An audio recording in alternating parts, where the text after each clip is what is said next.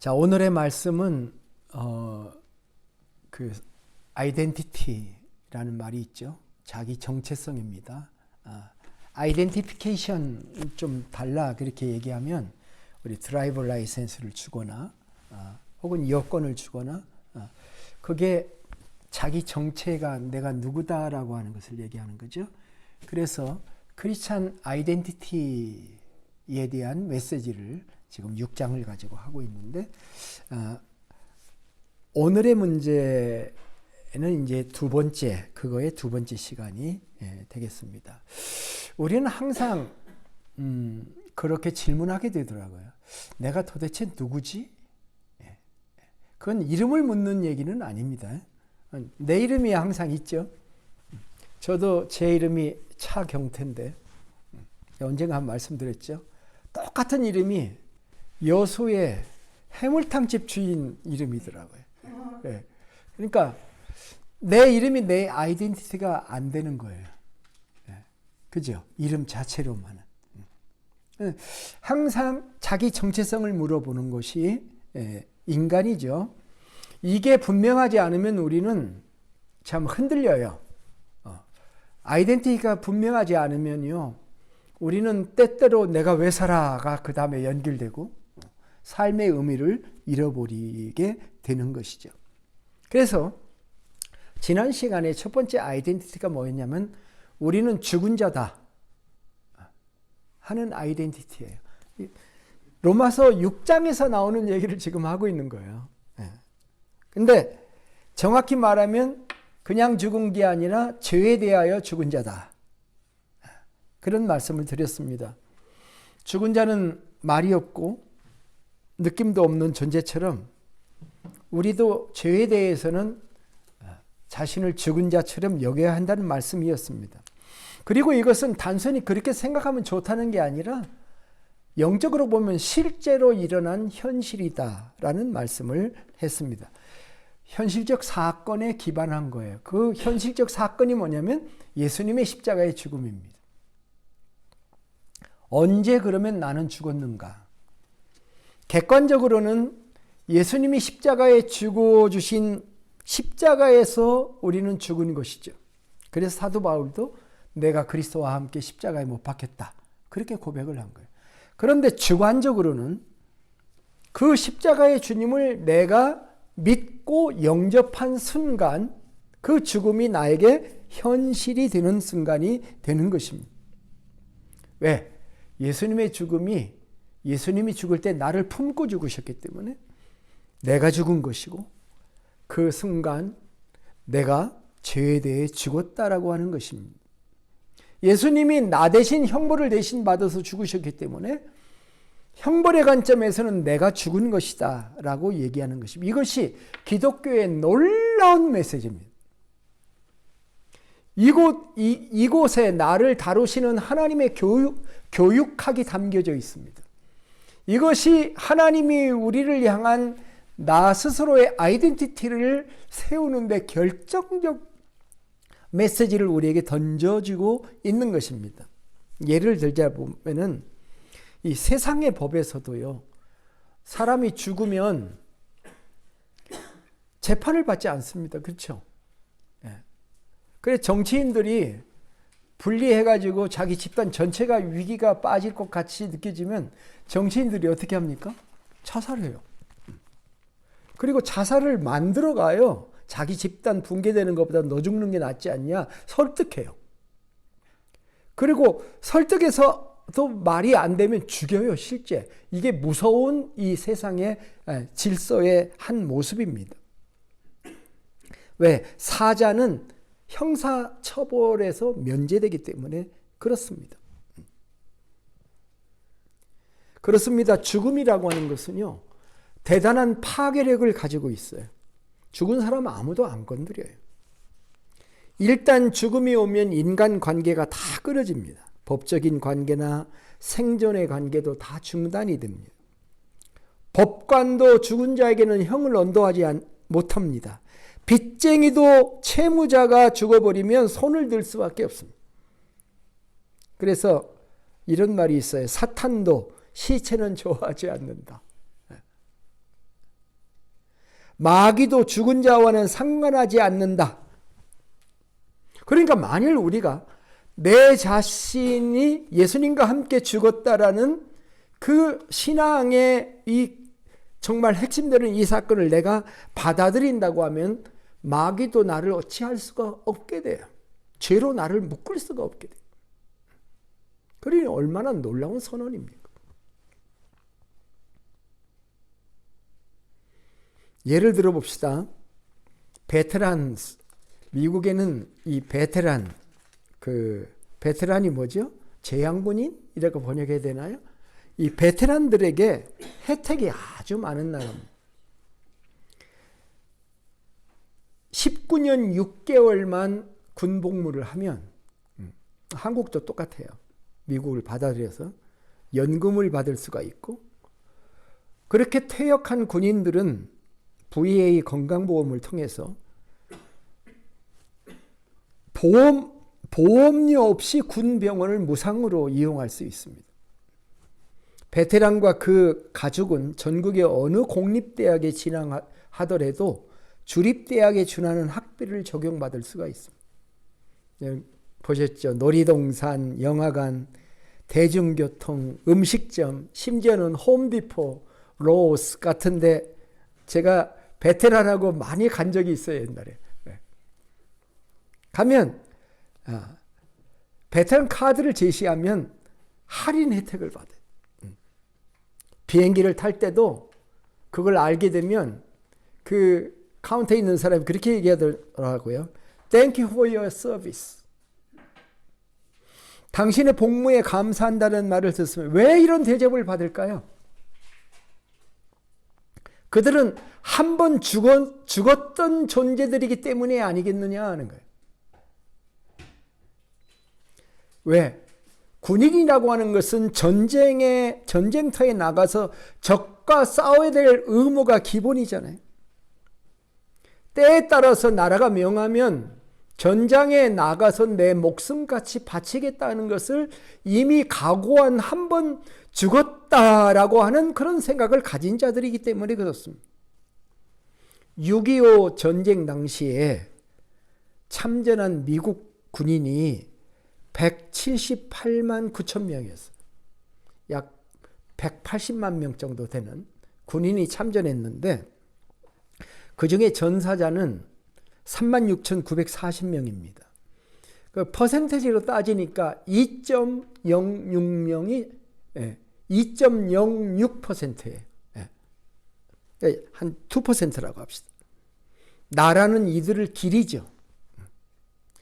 이들의 희생으로 나라는 어떤 목적한 바를 성취해 나갈 수 있었던 것이죠. 비록 죽은 자가 2%에 불과하지만 나라는 전사자들 뿐만 아니라 전쟁에서 생존한 헌신한 동료 장병들과 그들의 가족에게도 혜택을 제공하고 있는 것입니다.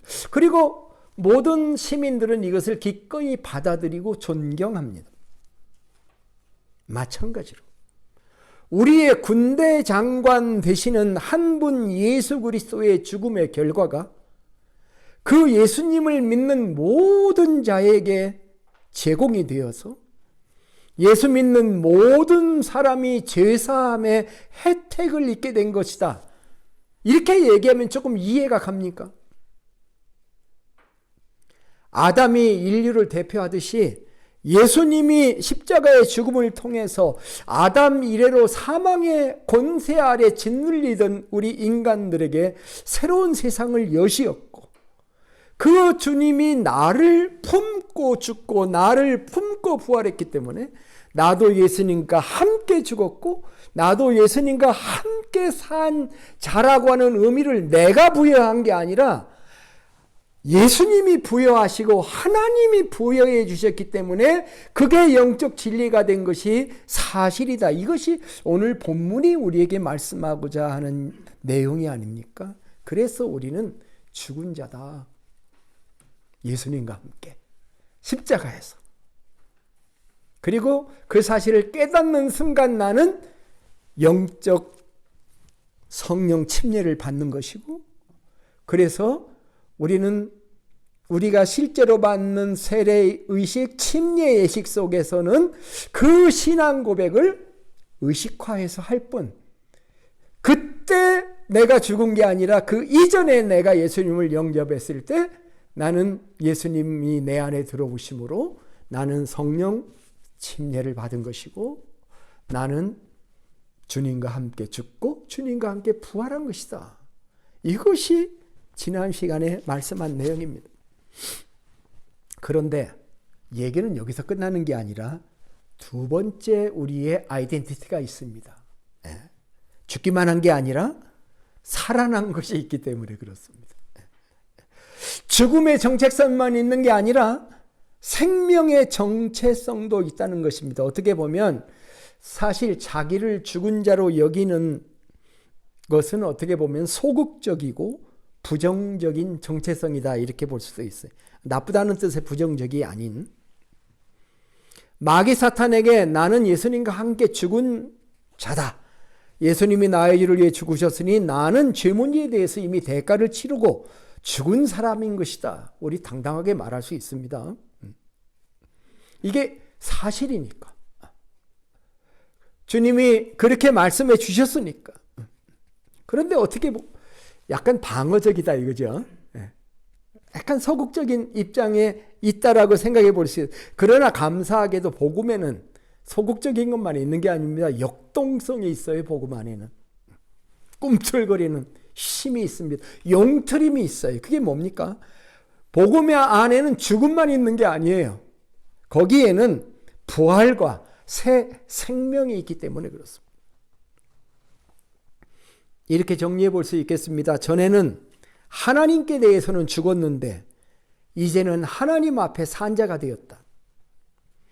전에는 죄에 대해서는 살았지만 하나님께는 죽었던 우리들인데 이제는 예수님과 연합으로 말미암아 죄에 대해서는 죽고 하나님께 대해서는 산 자가 된 것이다. 이거 정반대죠. 이 모든 것이 예수 그리스도 안에서 일어난 하나님의 축복이다. 이게 4절로 다시 돌아가 보면은 로마서 6장 4절을 보시면, 그러므로 우리가 그의 죽으심과 합하여 침례를 받음으로 그와 함께 장사되었나니 이는 아버지의 영광으로 말미암아 그리스도를 죽은 자 가운데서 살리심과 같이 우리도 새 생명 가운데 행하게 하려 하심이라. 새 생명. 우리는 예수님과 함께 죽기만 한 게 아니라는 거예요. 우리는 예수님과 함께 부활한 존재다라고 말씀을 하고 있다는 뜻입니다. 이게 장사의 진정한 목적입니다. 장례식은 왜 합니까? 죽은 자를 땅에 묻기 위해서 장례식을 하지만 부활을 시키는 과정으로 장례식을 우리는 하지는 않습니다. 그죠? 그냥 장례식이에요. 물론 언젠가 부활의 때 일으키실 수도 있다는 신앙을 우리는 가지고 있지만 장례의 목적은 장례하는 것입니다. 그런데 우리가 침례에서 물속에 들어가서 완전히 잠기는 게 장례인데 안 꺼내면 죽죠. 저는 침례식 할 때 남자들은 되도록 좀 오래 누워요. 죽으라고. 근데 그 사람들이 막 숨을 죽여 안 꺼내니까. 근데 진짜 안 꺼내면 어떻게 되겠어요? 죽지요. 근데 우리의 침례식은 죽이는 게 목적이 아니죠. 죽은 것을 확인하고 부활한 것을 상징하는 거잖아요. 이게 이제 두 번째 우리의 아이덴티티와 연관되어 있다는 것입니다. 우리가 예수님과 함께 십자가에 못 박은 목적 중에 하나는 장례가 목표가 아닙니다. 그것은 우리를 살리려고 하는 것입니다. 그게 6절 7절의 말씀에 이렇게 나옵니다. 6절, 우리가 알거니와 우리의 옛사람이 예수와 함께 십자가에 못 박힌 것은 죄의 몸이 죽어 다시 우리가 죄에게 종노릇 하지 아니하려 함이니. 죄에 다시는 죄의 종로로 하지 않게 하려고. 살아있으면 다시 종로로 하니까. 종로로 하지 않게 죄의 종이죠. 사람들은 죄를 짓는다라고 말하지만, 그러면서 그걸 엔조이 하지만, 영적인 관점에서는 그건 네가 엔조이 하는 게 아니라 죄가 너를 종으로 삼고 있다. 그렇게 얘기하잖아요. 마약을 내가 피우고 맞고 하면 내가 하는 것 같죠? 마약이 나를 지배하는 거잖아요. 술이 나를 지배하는 거와 똑같은 것입니다. 그래서 다시 하지 못하도록 너를 죽이는 것이다. 그 다음에 7절에 뭐라고 얘기를 하면, 이는 죽은 자가 죄에서 벗어나 의롭다 하심을 얻게 하려 하심이라. 의롭다 함을 얻게 하려 하신다. 매우 중요한 말씀이죠. 로마서 4장 25절에 예수는 우리의 범죄함을 위하여 내어준 바가 되고 우리를 의롭다 하시기 위해서 살아나셨느니라. 그런 말씀이 있죠. 죽음만 있지 않고 부활까지 있어야 의롭다 함이 이게 실제 적용된다. 그런 메시지가 되는 거 아니겠습니까? 여러분, 그 형법에 일사부재리 원칙이라는 게 있습니다. 법적인 용어예요. 그게 뭡니까?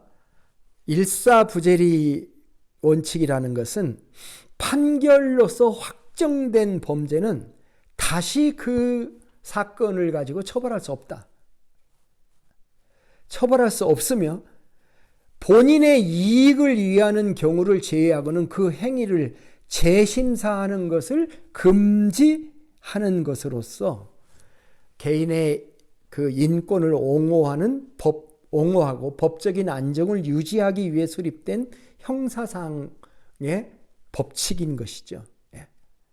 한번 죄를 물었으면 그 죄로 다시 벌을 받지 않는다. 그거 다시 꺼낼 필요가 없다는 거예요. 근데 만일 그 본인에게 유익이 될 때는 꺼낼 수가 있다. 이게 일사부재리의 법칙입니다. 이걸 복음에다 한번 적용해 보세요. 복음에 적용하면 어떻게 되겠습니까? 복음은 내 죄를 예수님이 대신해서 죽으셨다라고 하는 걸 믿는 거 아닙니까? 일사부재리 원칙으로 하면 예수님이 내 죄를 지고 만일 실제로 죽으셨다면 하나님이신 그분이 크신 분이기 때문에 우주의 창조자이시고 하나님이시기 때문에 그분이 나의 죄를 지고 모든 것을 죽으셨다고 한다면 일사부재리 원칙을 세상에서도 적용하는데 한번 적용해 보면 어떻게 된다는 거예요? 나도 죽은 거 맞죠. 나도 죽은 거 맞기 때문에 사탄이 나에게 죄 문제를 가지고 시비를 걸 수가 없죠.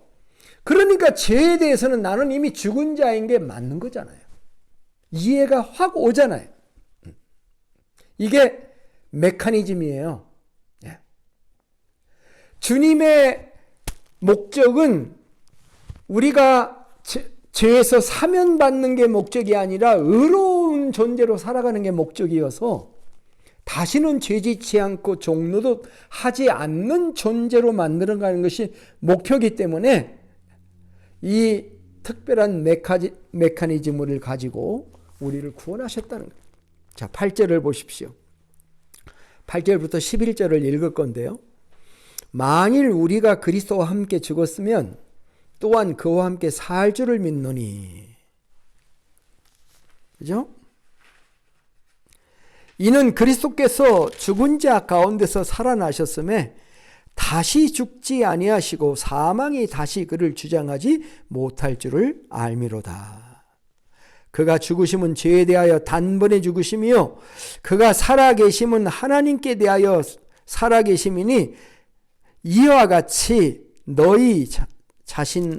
너희도 너희 자신을 죄에 대하여는 죽은 자요 그리스도 예수 안에서 하나님께 대하여는 살아있는 자로 여길지니라. 아멘. 이 구절에 죽음과 삶이 서로 대조되고 있습니다. 죽으심, 살아남, 죽으심, 살아남. 지금 계속 그 구절에 대조되고 있는 것입니다. 그런데 10절을 보세요. 그의 죽으심은 죄에 대하여 단번에 죽으시며, 여기에 동그라미를 하나 해놔도 좋아요. 단번에라는,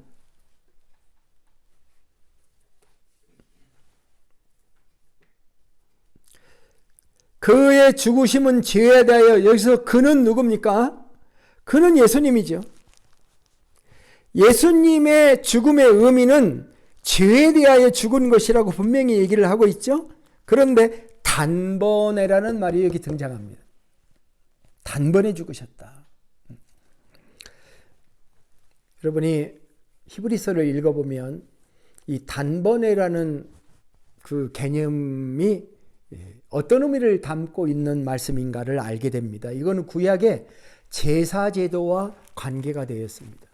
구약의 제사장들은요, 백성들의 죄를 위해서 소와 양이나 염소나 비둘기나 이런 걸 가지고 속죄의 제사를 드렸잖아요. 죄의 경중에 따라서, 그 사람의 신분에 따라서, 부유함에 따라서 어떤 사람은 소를 잡아가지고 오고, 어떤 사람은 양을 가지고 오고, 가난한 사람들은 비둘기를 가지고 와서 본인이 생명을 죽이잖아요. 피를 받아서 그 피를 제단에 뿌리고. 그것은 상징적인 예식이었죠. 죄를 지은 사람들이 죄의 결과로 죽음을 본다고 하는 것을 피를 맡음으로써 그 피비린내를 받으면서 경고를 받는 거죠. 아주 초보적이지만 많은 사람에게 두려움을 가져다 주는 속죄의 예식이 구약의 제사제도였던 거죠. 근데 그거의 특징은 뭐냐면 단번에가 아니라 자주 제사를 드려야 돼요. 죄를 질 때마다 한 해도 몇 번씩 그렇게 여러 번 거쳐서 자기의 속죄의 문제를 해결해야 되지만, 예수님은 단번에 속죄 제물을 드리셨다라고 하는 겁니다. 히브리서 7장 27절에 이런 말씀이 있어요. 그는 저 대제사장들이 먼저 자기 죄를 위하여 다음에 백성의 죄를 위하여 날마다 제사 드리는 것 같이 할 필요가 없으니, 이는 그가 단번에 자기를 드려 이루셨습니다.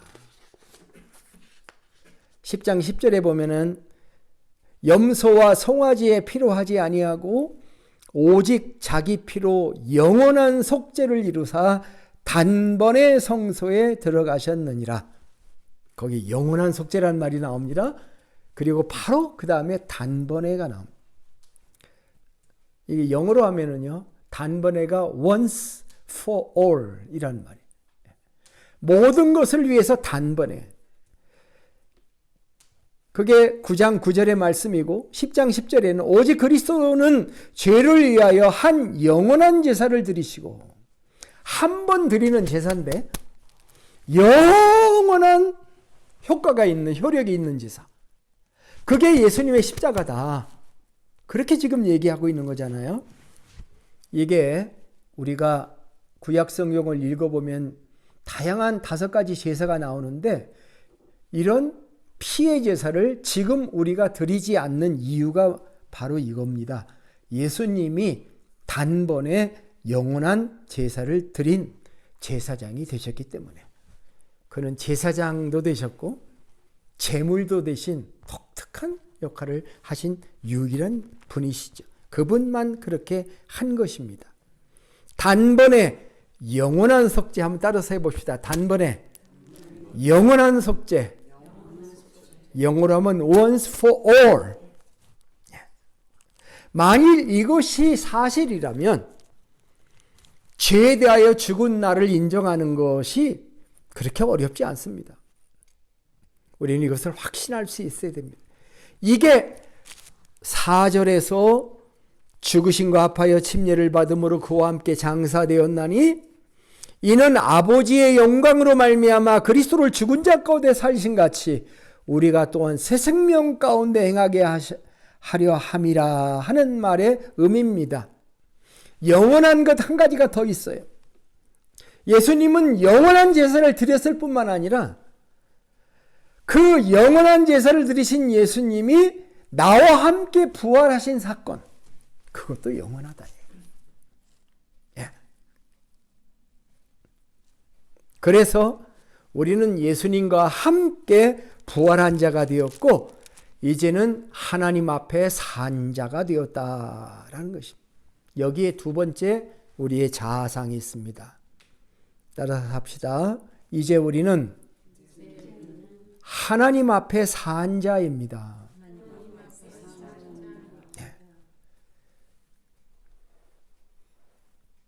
네. 가끔 뉴스를 보면은요, 산사태가 나거나 전쟁 시에 폭격이 일어나서 건물이 무너져서 그 밑에 사람이 깔리거나 이럴 때 그 사람들의 생사를 확인하기 위해서 어떤 특정한 기구들을 사용하는 경우가 있습니다. 그 UWB라고 하는 레이더가 있는데 생존자 감시 기구 같은 거예요.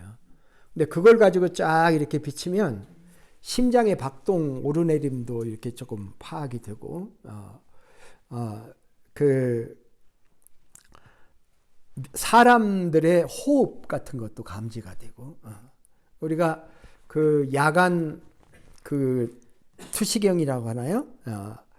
야간 투시경 전방에서 전방 지역을 이렇게 밤에도 딱 망원경 같은 걸로 이렇게 보면은 사람이 지나가면은 그 열로 이렇게 확인해요. 근데 가끔 동물들의 열도 있잖아요.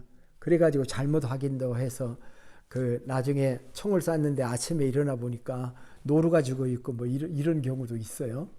그런데 이렇게 살아있냐 죽어 있느냐를 감시하는 탐지기구가 있는 겁니다. 성경에 의하면요, 인간은 두 종류예요. 살아있는 사람과 죽어있는 사람. 그런데 그 내용이 달라요. 신앙의 관점으로 사람을 보면 하나님 앞에 살아있는 사람과 하나님 앞에 죽은 사람으로 나눠볼 수가 있는 거예요. 사도 요한이 요한일서 5장 12절에서 아들이 있는 자에게는 생명이 있고 하나님의 아들이 없는 자에게는 생명이 없느니라 라고 요한일서 5장 12절에서 얘기했어요. 생명이 있는 자와 생명이 없는 자. 누가 생명이 있는가? 그 마음속에 아들 예수가 있는 사람. 아들이 없으면 생명이 없다라고 얘기를 하고 있지 않습니까? 그렇습니다. 우리의 영혼을 생존자 감시기구로 보게 되면 내 안에 예수가 반짝이고 있는지, 예수의 생명이 내 안에 있는지, 그 그리스도가 그 안에서 존재하고 있는지에 의해서 우리는 산 자와 죽은 자를 구분할 수 있게 될 것입니다. 그렇습니다. 우리는 죽은 자이며 또한 산 자입니다. 죄에 대해서는 죽은 자이지만 하나님께 대해서는 살아있는 자입니다. 그래서 살아있는 자로 하나님과 교제할 수 있고 하나님께 대화할 수 있고 기도할 수 있고 하나님의 음성도 들을 수 있는 존재가 된다라고 얘기를 하는 것입니다. 이전에 우리들의 삶은 하나님이 없는 삶이었어요. 정욕을 위해서, 죄를 위해서 살았습니다. 그러나 이제 나 자신은 죽었고 내 앞에는 하나님이 계시며 하나님을 위해 살게 됩니다. 전에는 죄가 나의 삶의 특징이었지만 이제는 하나님이 나의 삶의 내용이 되는 것입니다. 그래서 오늘 말씀의 결론이 11절입니다. 이와 같이 너희도 너의 자신을 죄에 대하여는 죽은 자요 그리스도 예수 안에서 하나님께 대하여는 살아있는 자로 여길지어다. 죄에 대해서는 영어성에 to sin, 죄에 대해서는 나는 죽은 자다 이렇게 얘기하고 to God, 하나님께 대해서는 살아있는 자로 자기를 여기면서 살아라 이런 말씀. 존 스타트라고 하는 성경 주석가는 이런 얘기를 했습니다. 만약 그리스도의 죽으심이 죄에 대한 죽으심이었으면 그의 살으심이 하나님께 대해 살으심이고 그리고 우리가 그의 죽으심과 살으심 안에서 연합한 자가 되었으면 우리 자신은 죄에 대하여는 죽었으며, 네, 영어로 이렇게 얘기해요. have died.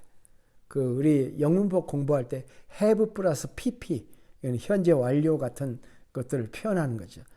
근데 have died. 우리는 죄에 대해서 죽었으며 하나님께서는 살았다. have risen.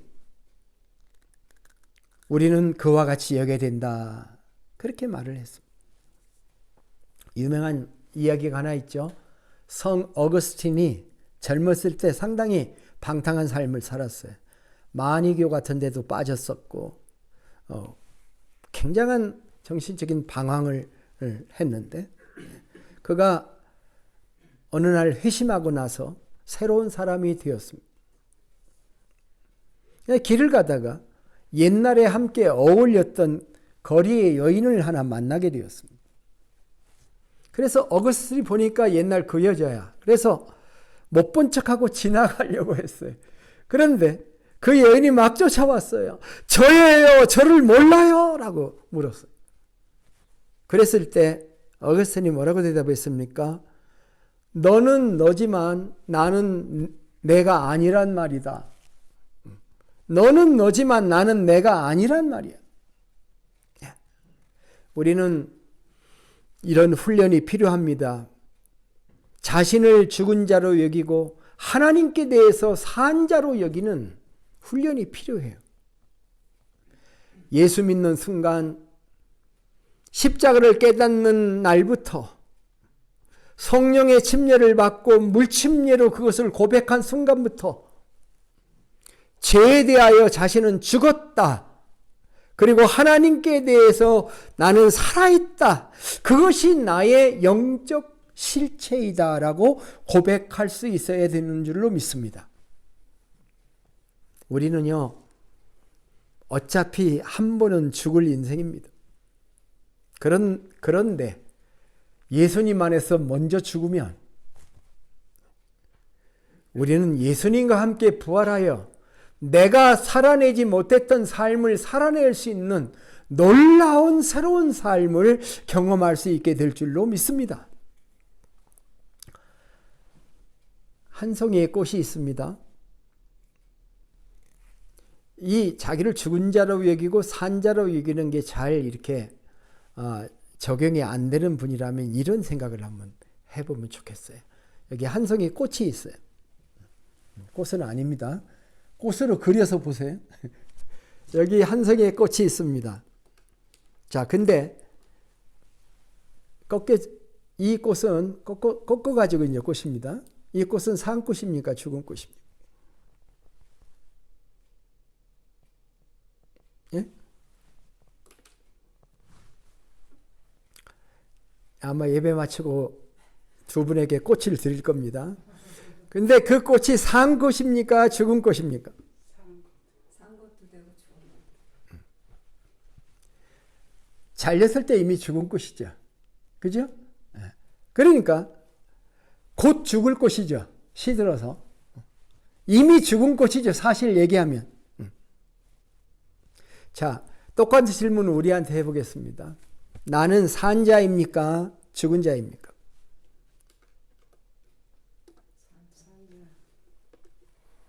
좀 놔두면 나도 죽을 거죠? 이미 죽을 자라면 내가 죽은 자로 살아보면은 어떨까? 나는 죽었다.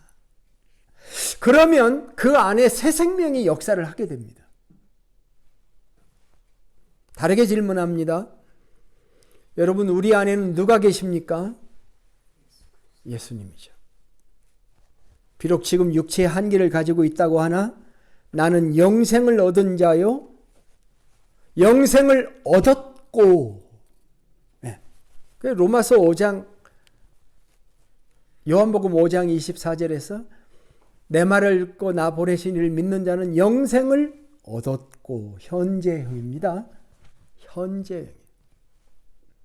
자, 나는 죽을 몸이 맞습니다마는 예수님을 믿음으로 말미암아 영생을 가진 자입니다. 그렇죠? 이게 핵심입니다. 영생을 얻은 자이니 죽은 자입니까? 살아있는 자입니까? 우리는 살아있는 자죠. 이것이 오늘 말씀의 핵심입니다. 우리는 자기의 인식을 가져야 됩니다. 두 번째 핵심은 우리는 하나님에 대하여 산 자라고 하는 사실에 있습니다.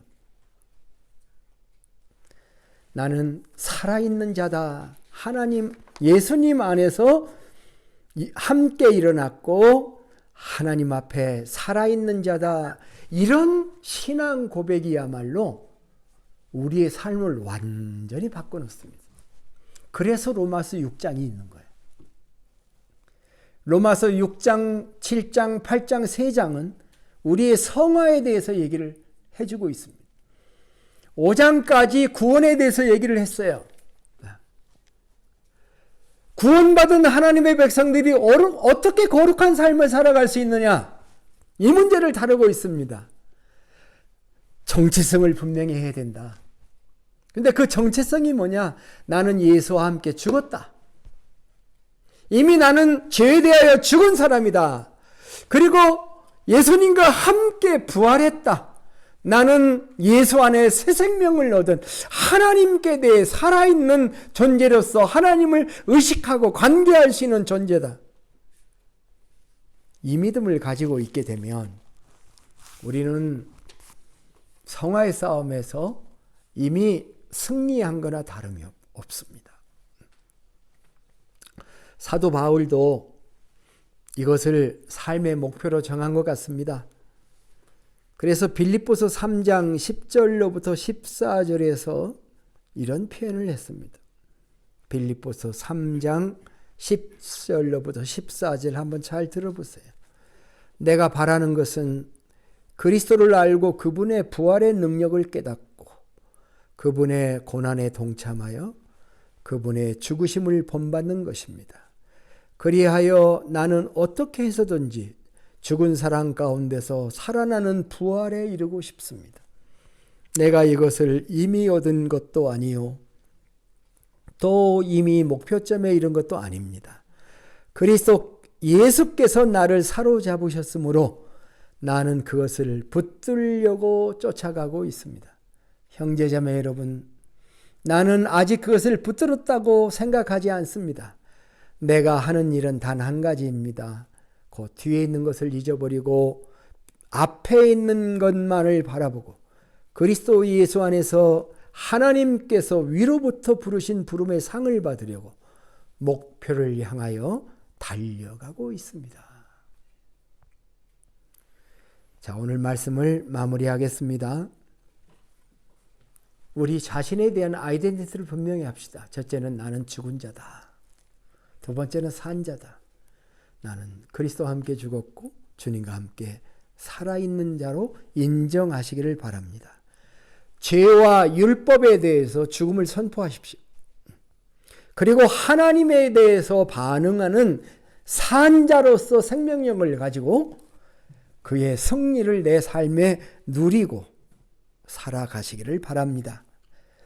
주님과 함께 죽은 자가 되고 주님과 함께 부활한 자가 되었습니다. 그리스도 안에서 이제 성화는 우리의 삶의 자연스러운 열매로 나타날 수밖에 없을 것입니다. 그리하여 하나님을 영화롭게 하는 삶을 살아가십시다. 이것이 우리의 비전입니다. 기도하겠습니다. 하나님, 우리가 살아있다면 하나님께만 살아있습니다. 우리가 살아있다면 내 안에 계신 그리스도로만 살아있습니다. 날마다 예수님과 연합하여 살기 원합니다. 때론 죽은 자로, 때론 산 자로 복음을 경험하며 살게 해 주시옵소서. 존귀하신 예수님의 이름으로 기도드립니다. 아멘.